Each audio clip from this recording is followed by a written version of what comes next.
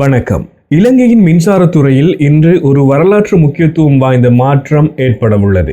கடந்த 56 ஆண்டுகளாக இலங்கையின் மின் உற்பத்தியையும் விநியோகத்தையும் முழுமையாக கட்டுப்படுத்தி வந்த இலங்கை மின்சார சபை இன்றுடன் அதிகாரப்பூர்வமாக கலைக்கப்படுகிறது. இது தொடர்பான விடயங்களை விரிவாக பார்க்கலாம். இலங்கையின் மின்சாரத்துறையில் கடந்த 56 ஆண்டுகளாக ஒருங்கிணைந்த கட்டமைப்பாக இயங்கி வந்த இலங்கை மின்சார சபை 2024ஆம் ஆண்டின் 36ஆம் இலக்க இலங்கை மின்சார சட்டத்தின் கீழ் பாரிய மறுசீரமைப்புக்கு உள்ளாக்கப்பட்டுள்ளது. எரிசக்தி அமைச்சர் குமார ஜெயக்கொடி அவர்களினால் 2026 மார்ச் 5ஆம் திகதியிடப்பட்ட விசேட வர்த்தமானி அறிவித்தல் மூலம் இந்த மாற்றம் உறுதிப்படுத்தப்பட்டுள்ளது. இந்த வரலாற்று சிறப்புமிக்க மாற்றத்திற்கு முன்னதாக சில முக்கிய சட்ட மற்றும் கொள்கை ரீதியான மைல்கற்கள் எட்டப்பட்டுள்ளன. கடந்த 2026 ஜனவரி 5இல் மின்துறை மறுசீரமைப்பு செயலகத்தினால் முதநிலை மாற்ற திட்டம் தயாரிக்கப்பட்டது. கடந்த 2026 பிப்ரவரி 18இல் இலங்கை மின்சார சபையினால் வருடாந்த மின் கொள்முதல் திட்டம் மற்றும் நீண்டகால மின் உற்பத்தி பரிமாற்ற அபிவிருத்தி திட்டங்கள் தயாரிக்கப்பட்டன. கடந்த 2026 மார்ச் 3ஆம் திகதி தேசிய மின்சார கொள்கை மற்றும் தேசிய கட்டண கொள்கை ஆகியவற்றிற்கு அமைச்சரவை அங்கீகாரம் வழங்கியது. இதன் தொடர்ச்சியாக மார்ச் 9, 2026 இன்று நள்ளிரவு முதல் நடைமுறைக்கு வரும் வகையில் இலங்கை மின்சார சபை கலைக்கப்பட்டு அதன் பணிகள் பிரிக்கப்பட்டுள்ளன. இந்த சீர்திருத்தத்திற்கான முக்கிய 5 காரணங்களாக பின்வருவன குறிப்பிடப்படுகின்றன. 1. திறன் அதிகரிப்பு. நிர்வாக சிக்கல்களை களைந்து செயல்பாட்டு திறனை மேம்படுத்துதல். 2. வெளிநாட்டு முதலீடு, அதாவது புதிய மின் திட்டங்களுக்காக சர்வதேச முதலீடுகளை ஈர்த்தல். 3. புதுப்பிக்கத்தக்க எரிசக்தி, அதாவது சூரிய மற்றும் காற்று மின்சக்தி மூலங்களை விரைவாக விரிவுபடுத்தல். 4.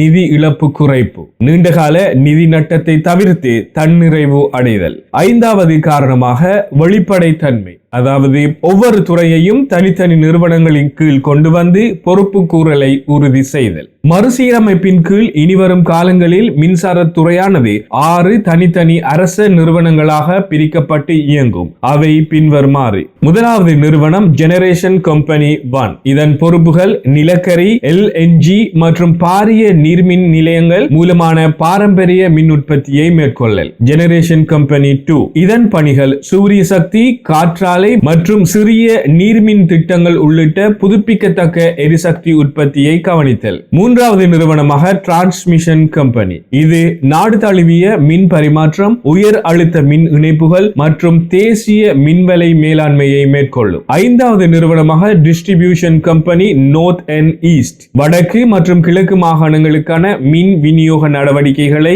இது மேற்கொள்ளும். Distribution company south and west. இது தெற்கு மற்றும் மேற்கு பகுதிகளுக்கான மின் விநியோக நடவடிக்கைகளை மேற்கொள்ளும். 6வது நிறுவனமாக சிஸ்டம் ஆபரேஷன் கம்பெனி. மின்சார விநியோக சமநிலை, சுமை மேலாண்மை மற்றும் மின் பகிர்வு கட்டுப்பாடு போன்ற பணிகளை இது மேற்கொள்ளும். இதன்படி ஒருங்கிணைந்த பழைய முறைமையானது இலங்கை மின்சார சபை என்னும் ஒரு பாரிய நிறுவனத்தின் கீழ் உற்பத்தி, பரிமாற்றம், விநியோகம் என்பன ஒரு குடையின் கீழ் நிர்வகிக்கப்பட்டு வந்தன. ஆனால் அறிமுகமாகும் புதிய முறையின்படி உற்பத்தி நிறுவனங்களில் இருந்து பரிமாற்ற நிறுவனம், பரிமாற்ற நிறுவனங்களிலிருந்து விநியோக நிறுவனங்கள், அதிலிருந்து நுகர்வோரை சென்றடையும் நோக்கில் இது அறிமுகப்படுத்தப்பட்டுள்ளது. இந்த மறுசீரமைப்பு நுகர்வோருக்கு பின்வரும் நன்மைகளை தரும் என எதிர்பார்க்கப்படுகின்றது. அதில் முதலாவது, தொழில்நுட்ப ரீதியான நவீனமயமாக்கல் மற்றும் உட்கட்டமைப்பு மேம்பாடு மூலம் மின் தடையற்ற விநியோகம் உறுதி செய்யப்படும். 2வது, சூரிய மற்றும் காற்று மின்சக்தி திட்டங்களில்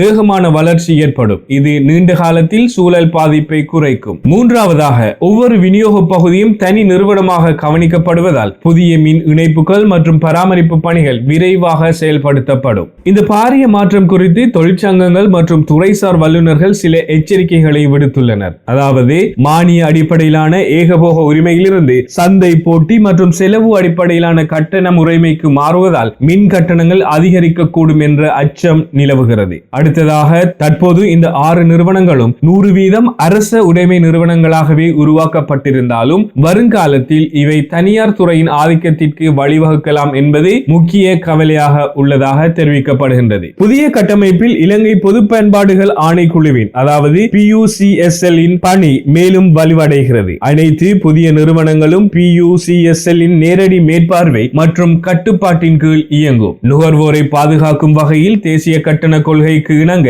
நியாயமான மின் கட்டணங்களை PUCSL ஆய்வு செய்து உறுதிப்படுத்தும். மின்சார விநியோகம், தரம், பாதுகாப்பு மற்றும் நிறுவனங்களுக்கு இடையிலான சட்ட சிக்கல்களை தீர்ப்பதில் இந்த ஆணைக்குழு நடுவராக செயல்படும். நுகர்வோர் உரிமைகள் மீறப்படாமல் இருப்பதை உறுதி செய்வதும் சேவை தரத்தை கண்காணிப்பதும் இந்த ஆணைக்குழுவின் முதன்மை பணியாகும். இலங்கை மின்சார சபை மறுசீரமைக்கப்படும் போது பணியாளர் மாற்றங்கள் பின்வருமாறு அமையும். அதாவது, இலங்கை மின்சார சபையில் தற்போது பணிபுரியும் ஊழியர்கள் அனைவரும் புதிதாக உருவாக்கப்பட்டுள்ள 6 நிறுவனங்களுக்கும் மாற்றப்படுவார்கள். இந்த மாற்றத்தின் ஒரு பகுதியாக ஊழியர்களுக்கு அந்தந்த புதிய நிறுவனங்களின் கீழ் புதிய நியமன கடிதங்கள் வழங்கப்படும். பணியிலிருந்து விலக விரும்புபவர்களுக்காக விருப்பு ஓய்வூதிய திட்டம், அதாவது VRS அறிமுகப்படுத்தப்படும். இந்த திட்டத்தை தெரிவு செய்பவர்கள் மட்டுமே பணியிலிருந்து வெளியேறுவார்கள். மற்றவர்கள் புதிய நிறுவனங்களில் தொடர்ந்து பணியாற்றுவார்கள். இந்த மாற்றத்தினால் ஊழியர்களின் வேலை பாதுகாப்பு குறையக்கூடும் என்று சில தொழிற்சங்கங்கள் கவலை வெளியிட்டுள்ளன. இதன் காரணமாக சில தொழிற்சங்கங்கள் இந்த மறுசீரமைப்பு நடவடிக்கைக்கு எதிர்ப்பை தெரிவித்து வருகின்றன. இலங்கை மின்சார சபையின் கலைப்பு என்பது